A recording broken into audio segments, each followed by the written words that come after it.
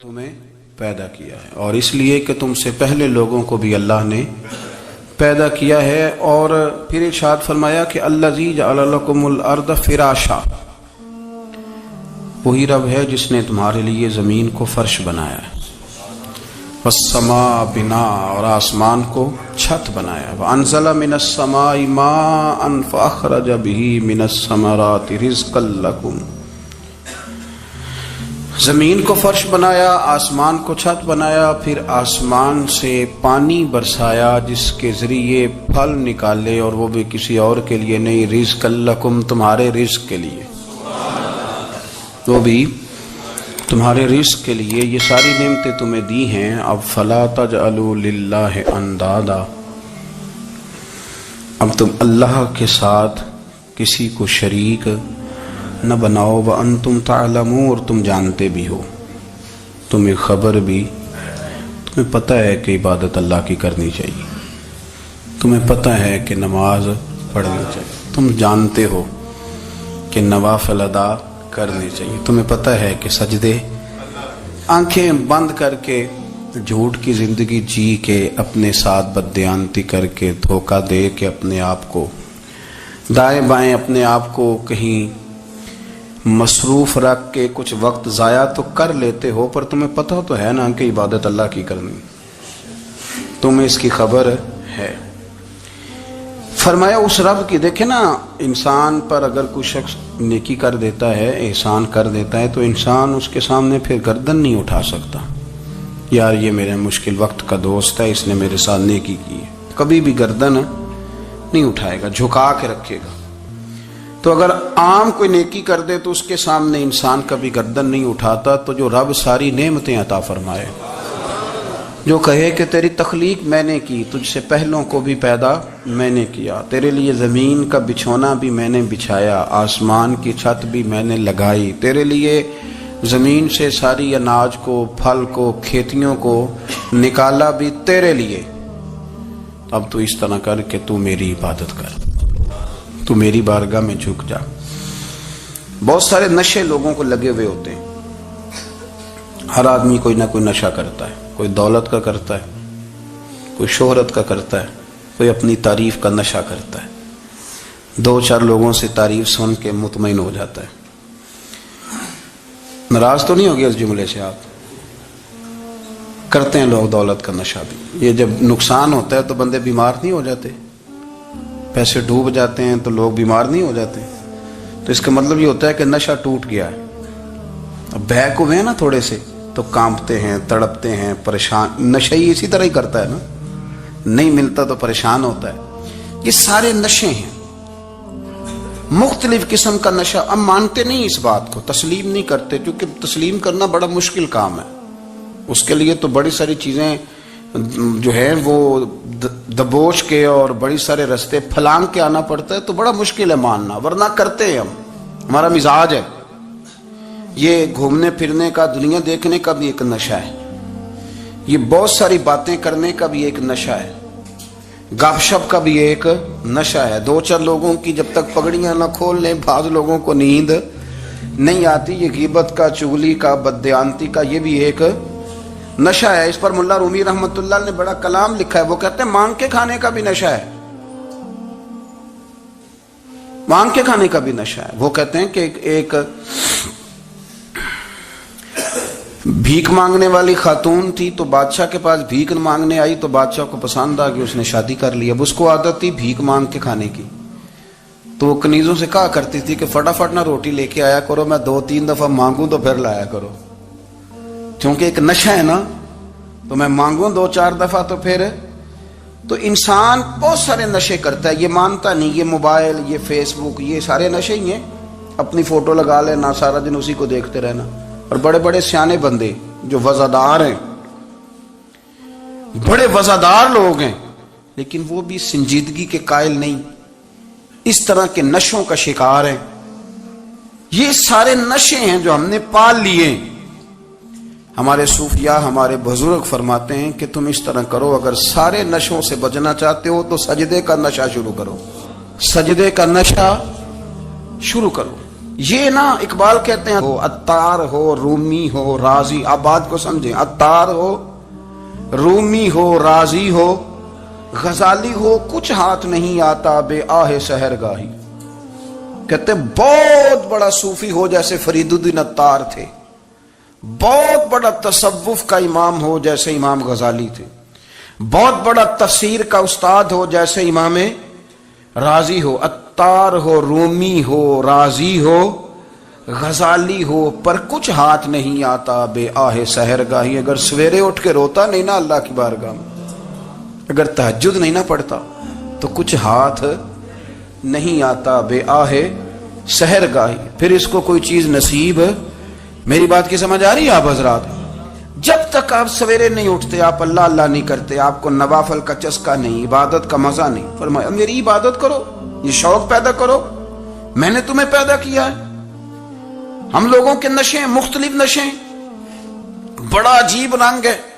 محفل کی صدارت کرنے والے بڑے پیر صاحب، بڑے القابات، اوہو بیچ میں سے بندہ تلاش کرنے سے بھی نہیں مل رہا، اتنے بڑے لقب ہیں اس کے، لیکن وہ سج سنور کے 2.5 گھنٹے بیٹھا رہا محفل میں، اور نماز کا وقت آیا تو اس نے مختصر سی پڑھی، وہ نکل گیا، ہلکے سے سجدے کیے، او اتنا بڑا عشق رسول نعت کا، او ہو کیا بات ہے، اور عشق رسول کا بہت بڑا پیغامبر، بہت بڑا مبلغ، اور بیچارہ سمجھ ہی نہیں سکا کہ اللہ کے رسول نے فرمایا تو نماز پڑھ میری آنکھیں ٹھنڈی ہو جائیں گی۔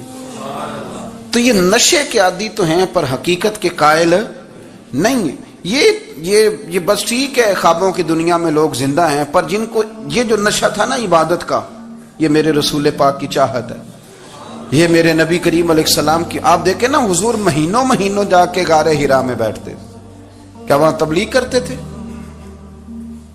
کوئی کتاب لکھتے تھے؟ رسول کریم علیہ السلام مہینہ رہتے غار حرا میں، کوئی نہ مجھے دیکھے، کوئی نہ مجھے ملے، حضور یہاں کیا ہے؟ فرمایا میں اپنے رب کی عبادت کروں گا۔ نبی کریم علیہ السلام نے سجدوں کے ساتھ پتھروں اور پہاڑوں کو آباد کر دیا، سجدوں کے ساتھ۔ آپ کا سجدہ آپ کو بہت ساری چیزوں سے چھڑا لیتا ہے، یہ بہت ساری جگہوں سے جھکنے سے بچا لیتا ہے۔ صوفیاء اولیاء یہ کیا کرتے تھے؟ یہ سجدے کا ذوق ہی تو پیدا کرتے تھے، سجدے کا ذوق۔ شاہ عبد العزیز دباغ رحمت اللہ تعالی علیہ اپنے مریدوں سے فرمایا کرتے تھے کہ اگر تم پکے نمازی بن جاؤ نا، تہجد گزار ہو جاؤ، تو میرے پاس آنا جانا چھوڑ دینا۔ عرض کی حضور کیوں؟ فرمایا میں تمہارے اور رب رسول کے راستے میں رکاوٹ نہیں بننا چاہتا، اور میرا مقصود ہے تمہیں وہاں تک پہنچانا، جب پہنچ گئے تو پھر میری ضرورت ختم ہو گئی۔ ہاں کبھی وسوس آئے، شک پیدا ہو، تکلیف ہو تو آنا، ورنہ میں نہیں چاہتا کہ میں رکاوٹ بنا رہوں۔ تم اللہ اللہ کرو، اس مالک کو راضی کرو۔ میرے رسول پاک علیہ وسلم نے فرمایا بندہ اللہ کے سب سے قریب اس وقت ہوتا ہے جب وہ سجدے کی حالت میں ہوتا ہے۔ کس کے قریب ہوتا ہے؟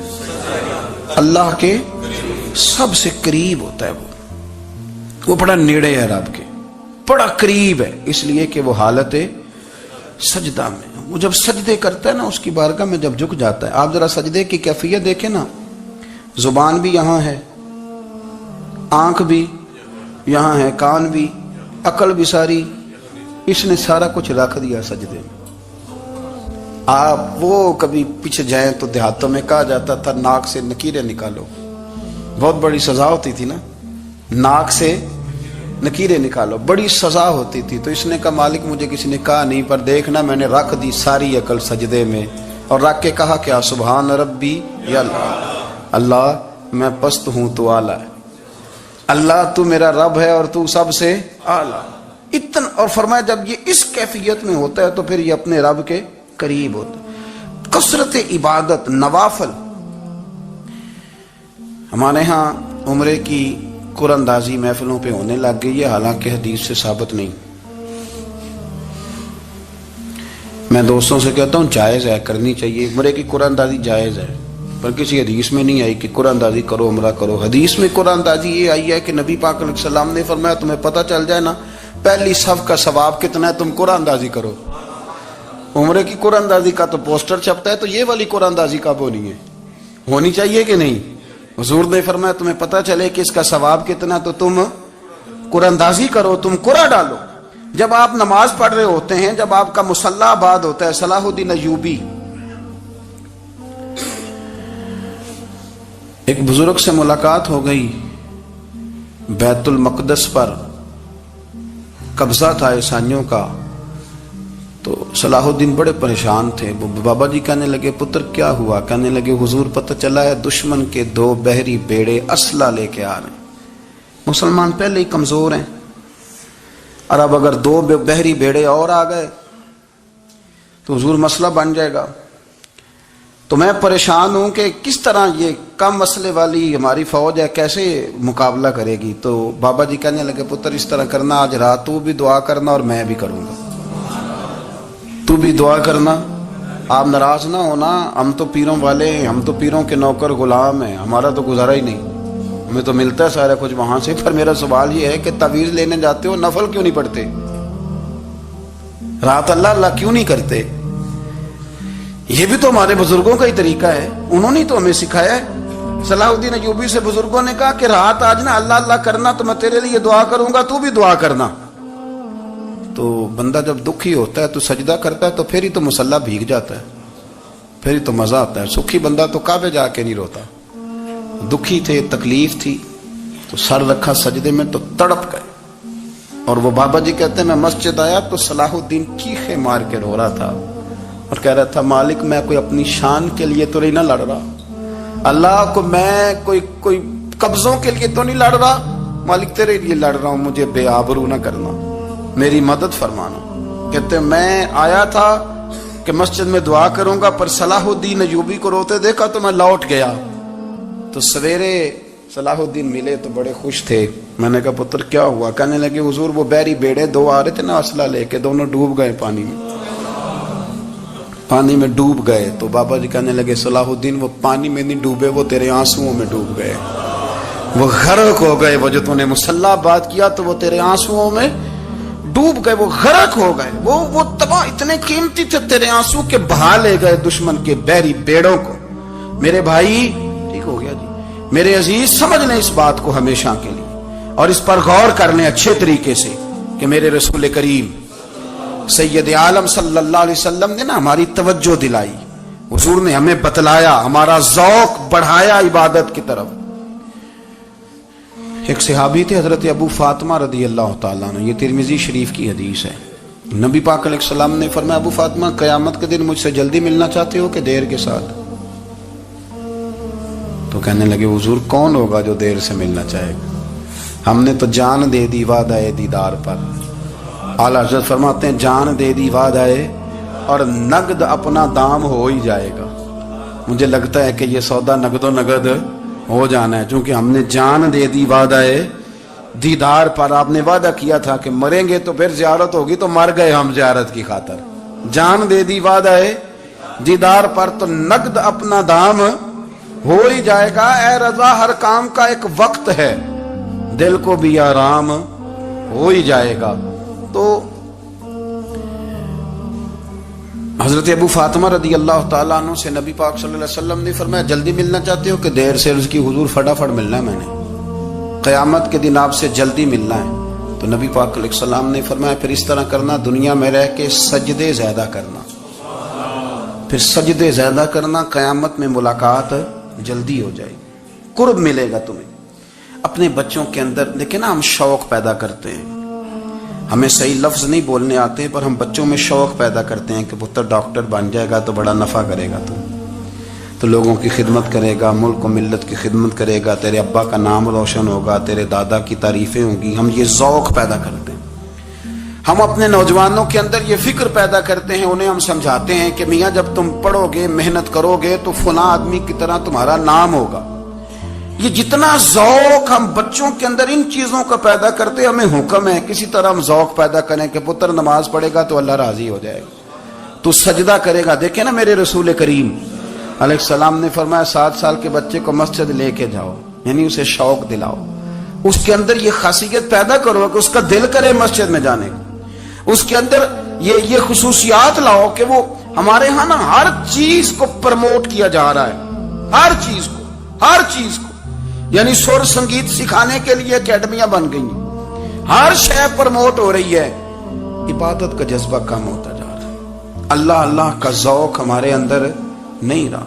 اور اتنا مشکل ہم نے اپنے لیے بنا لیا ہے کہ وہ بندہ جو بڑی زبردست مذہبی گفتگو کر رہا تھا اور تگڑی بات کر رہا تھا، کیا بات ہے، لیکن نماز کے بارے میں کمزوری دکھا جاتا ہے، نوافل کے بارے میں وہ چپکے سے نکل جاتا ہے۔ امام احمد بن حنبل رحمۃ اللہ تعالی علیہ، مسند امام احمد بن حنبل 14 جلدوں میں ہے مارکیٹ میں، اور مجھے تو خیر پسند ہی بڑی ہے، میں نے تو کئی دفعہ پڑھی ہے۔ اور کیا بات ہے امام احمد بن حنبل کی، کیسے تگڑے قسم کے محدث تھے اور اللہ نے کتنا انہیں اعزاز عطا فرمایا ہوا تھا۔ یہ کوڑے بھی کھاتے تھے دین کی خاطر، سارا کرتا لہو سے بھر بھی جایا کرتا تھا، بڑا اعزاز والا شخص تھے، بڑے اعزاز والے، حدیثیں جمع کرنا، حدیثیں لکھنا، حدیث پڑھانا، سارا دن رہتے تھے۔ کہہ سکتے تھے کہ میں کر تو رہا ہوں کام، اور حدیث بھی موجود ہے کہ عالم عابد سے افضل ہوتا ہے، پر اس کے باوجود امام احمد بن حنبل رحمۃ اللہ علیہ 300 نفل فرض نمازوں کے علاوہ پڑھا کرتے تھے، 300 نوافل روز پڑھا کرتے تھے۔ ان کے بیٹے نے کہا ابا جی مکان خریدنا ہے تو وہ جگہ کہاں کر کے لوں، بہت ساری آبادیاں، تو فرمایا پتر وہاں لینا جہاں مسجد قریب ہو۔ میرے رسول کریم سید عالم صلی اللہ علیہ وسلم اتنا پسند کرتے مسجد کو، اتنا پسند کرتے نماز کو، کہ رسول کریم صلی اللہ علیہ وسلم تہجد کی نماز بھی پڑھتے، پھر حضور فجر کی نماز بھی پڑھتے، نبی پاک وتر کو الگ کر کے پڑھتے، عشاء کے ساتھ نہیں پڑھتے۔ یہ تو ہم اس لیے اجازت دی ہمارے بزرگوں نے کہ بعد میں اٹھے گا کون علیحدہ وتر پڑھنے کے لیے، عشاء کے ساتھ پڑھ لے۔ وتر پڑھتے، تہجد پڑھتے، فجر پڑھتے، اشراق پڑھتے، چاشت پڑھتے، پھر مغرب کی نماز کے بعد 6 رکعت اوابین پڑھتے، پھر رات کو صلاۃ اللیل پڑھتے۔ سیدہ عائشہ صدیقہ کہتی ہیں زمانہ سو جاتا اور میرے رسول مصلی بچھا کے کھڑے ہو جاتے، او یار کھیتی باڑی کر کے نہیں، محنت مزدوری کر کے نہیں۔ جناب عائشہ کہتی ہیں میں یہ بھی دیکھتی کہ حضور ایک آیت شروع کرتے تو ساری رات اسی کو پڑھتے، اور میری نظر جاتی تو قدم مبارک پہ ورم آ جاتا۔ یار نماز پڑھ پڑھ کے، اتنی مشقت کر کے، اتنی جد و جہد کر کے ورم آ گیا، یا رسول اللہ اتنی محنت کیوں کرتے ہو؟ فرمایا افلا اکون عبدا شکورا، کیا میں اپنے رب کا شکر گزار بندہ نہ بنوں؟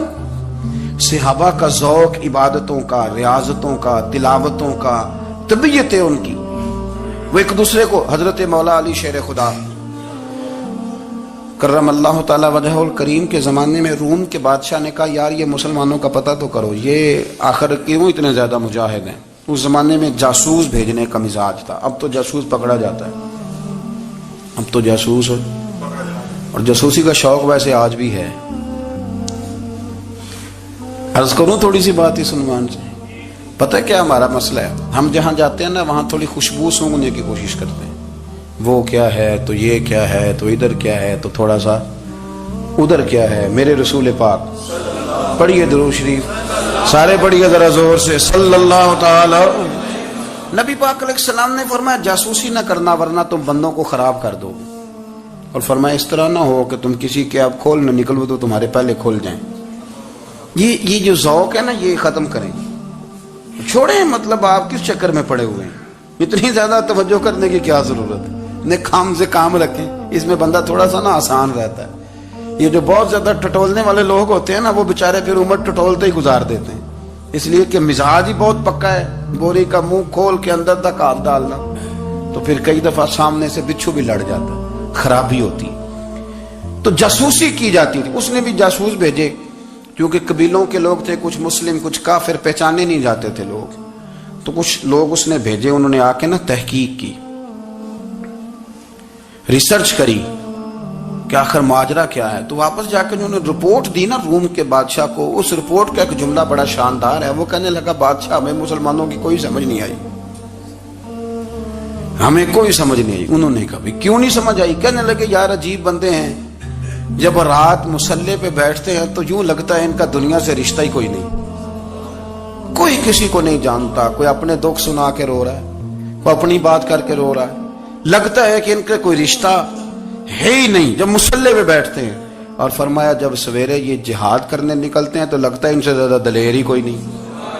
حالانکہ جو مسلوں پہ رونے دھونے کے لوگ ہوتے ہیں وہ کئی دفعہ جہاد میں کام نہیں کرتے، لیکن عجیب لوگ ہیں کہ رات کے راہب ہیں دن کے مجاہد ہیں، کوئی سمجھ نہیں آتی. میرے عزیز، ان لوگوں نے مسلح آباد کر کے رکھا، تلاوتیں ان کا ذوق رہی، منظر روز پڑھنا، اسباق پڑھنا، وظائف پڑھنا، یہ ان کا ذوق رہا.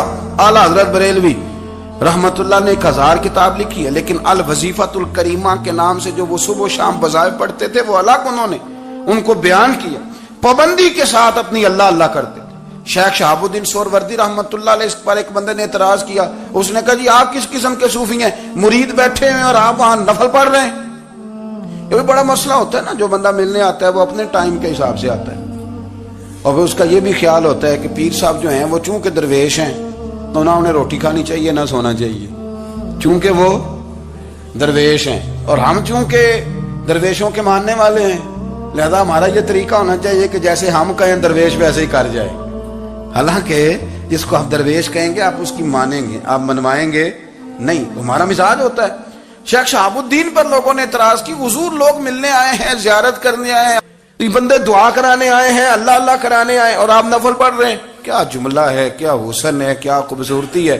فرمانے لگے رب رسول سے مانگنے کے لیے مصلی بچھایا ہے، اگر وہاں سے مانگوں گا نہیں تو تمہیں دوں گا کیا، پہلے مجھے کچھ لے تو لینے دو، اگر میرے پلے کچھ ہے ہوگی تو آگے دوں گا نا. تو میں مانگنے گیا تھا کہ یا اللہ دے، تیرے بندے لینے آئے دے، تو میں کچھ لوں گا تو آگے دوں گا نا. لیکن ہمارا یہ سٹیٹس، یہ مزاج، یہ شعور نہیں ہے. گپیں، کہانیاں، داستانیں، گفتگو، خطابت، واز، کیا بات. لیکن اگر کچھ کرنے کا کام ہو تو وہ نہیں ہم سے ہوتا. میرے نبی کریم علیہ الصلوۃ والسلام نے مصلی سے دل لگانے کا درس دیا، حضور نے توجہ دلائی. صحابہ اس ذوق کے حامل لوگ تھے، وہ کوشش کرتے تھے. جناب صدیق اکبر رضی اللہ تعالیٰ عنہ کا عبادت کا مزاج ہمیشہ قائم رہا. حضرت عمر فاروق ساری رات اللہ کے حضور کھڑے رہے. حضرت عثمان غنی رضی اللہ تعالیٰ عنہ عشاء کی نماز پڑھ کے 2 رکعتوں کی نیت باندھتے تھے، 15 سپارے پہلی رکعت میں پڑھ دیتے تھے اور 15 سپارے قرآن مجید کے دوسری رکعت میں پڑھ دیتے. آپ نے نا حضرت عمر فاروق کے وصال کے بعد ان کی ایک بیوہ سے نکاح کیا. حضرت عثمان غنی نے نکاح کیا. وہ خاتون آپ کے نکاح میں آئیں تو عرض کرنے لگی امیر المومنین میرے لیے اعزاز تو بہت ہے کہ میں امیر المومنین کی بیوہ تھی تو امیر المومنین کی منکوحہ ہو گئی ہوں، لیکن حضور نہ تو میں جوان ہوں کہ میرے اندر رغبت ہوتی اور نہ میں اب اس قابل ہوں کہ کوئی خدمت کر سکوں، میرے ساتھ نکاح کی وجہ کیا بنی؟ تو عثمان غنی رو پڑے. فرمانے لگے میں نے عمر فاروق کو مسجد میں اپنے رب سے ڈرتے ہوئے دیکھا. پہلا رب نو یار دا شوق ہویا،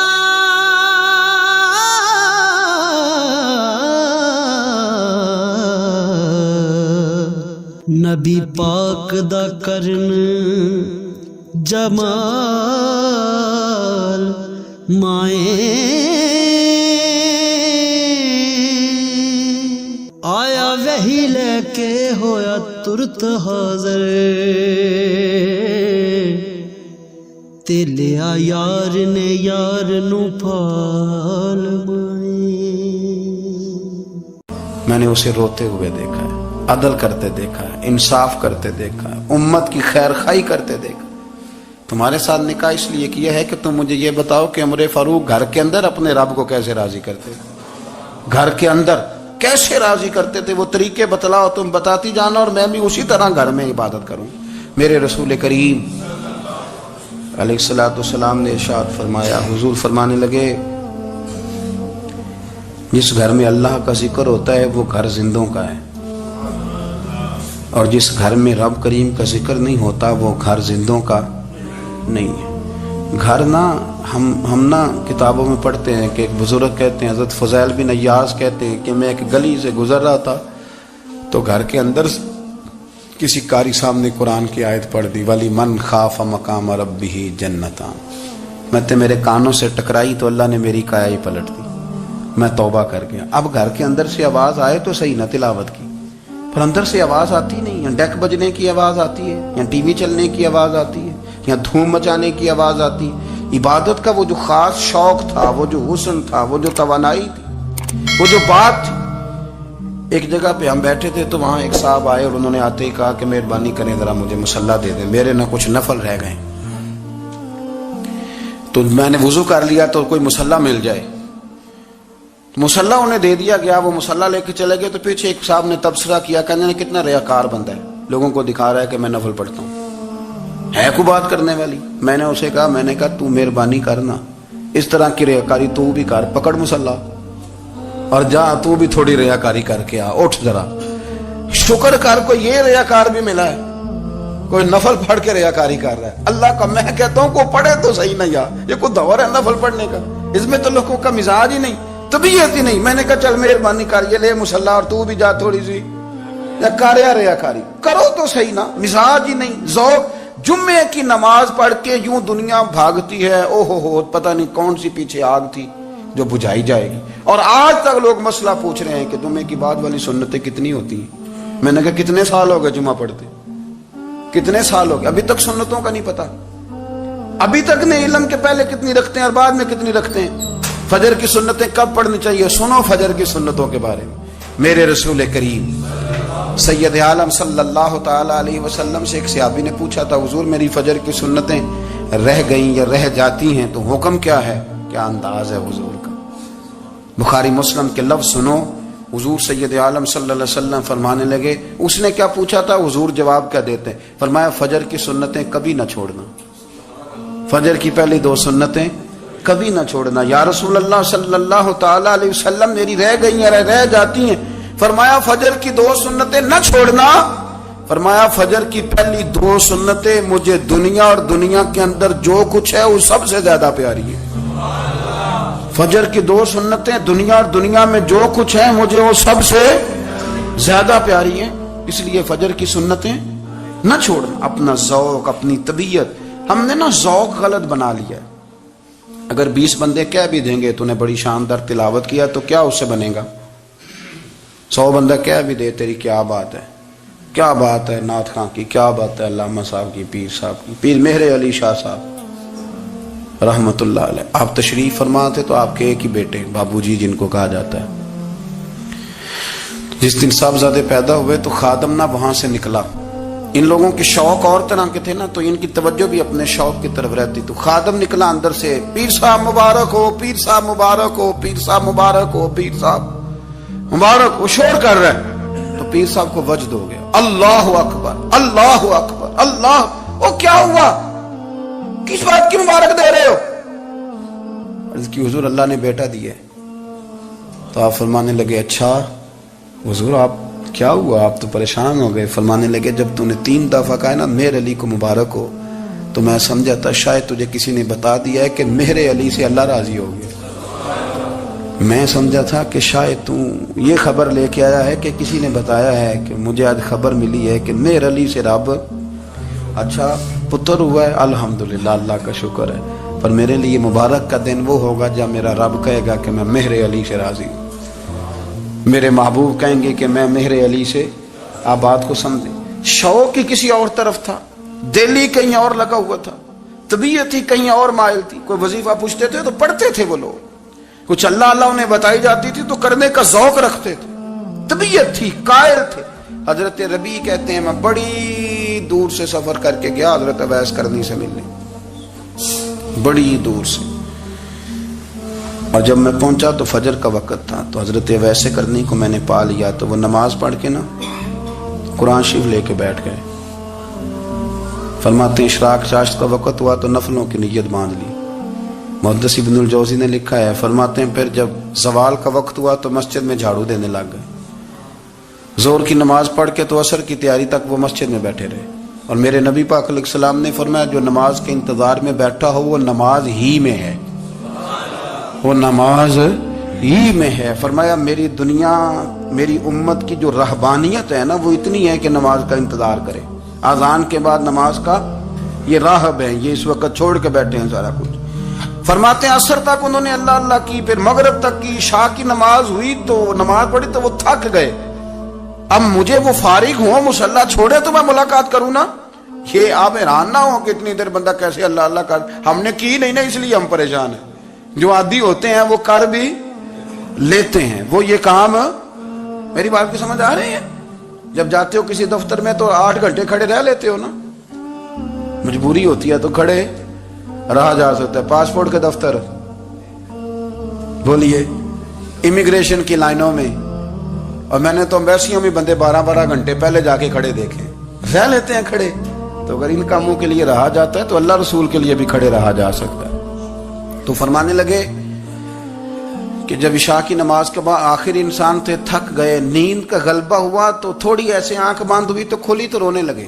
حضرت ویسے کرنی, رو کے کہنے لگے مالک مجھے غافل تو نہ کر, ابھی میں نے کیا بھی کچھ نہیں, دن ختم ہو گیا, کوئی نفل نہیں, کوئی اللہ اللہ نہیں, اللہ مجھے غافل نہ کر, میری مدد فرما.